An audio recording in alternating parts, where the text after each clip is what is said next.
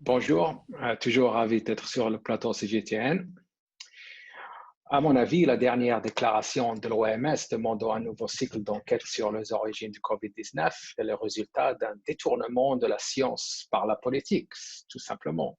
Je peux même aller un peu plus loin. La tentative d'enquête est le résultat de l'échec du gouvernement américain à contenir le virus chez eux.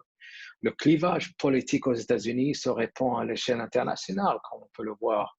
Tous les républicains ont jeté le doute sur l'effort de vaccination, comme on le sait, avec 49% de la population américaine ne voulant pas avoir un vaccin ou utiliser des masques faciaux. Le résultat est que l'administration Biden ne parvient pas à contenir le virus. Ainsi, la stratégie d'exportation du blême des défaillances internes commence par la deuxième enquête qui n'a aucun sens, à mon avis. Et plus de mettre la théorie de la fuite du laboratoire à l'avant-plan est honteux. La semaine dernière, l'audition au Congrès était une indication claire des politiciens américains essayant de faire en sorte que les principaux experts scientifiques confirment la fuite du laboratoire et poussent l'idée d'un retour nécessaire en Chine. Comme on l'a vu, les échanges ont été embarrassants pour les politiciens américains. Les principaux experts ont fermement nié les accusations de fuite de laboratoire comme étant la cause de la tragédie.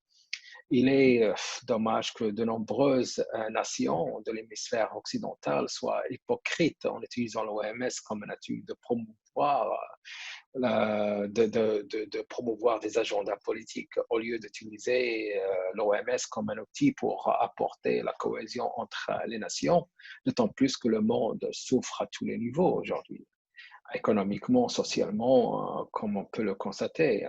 Je pense que la Chine doit être ferme dans sa décision de ne pas accepter une deuxième investigation, car c'est purement politique aujourd'hui.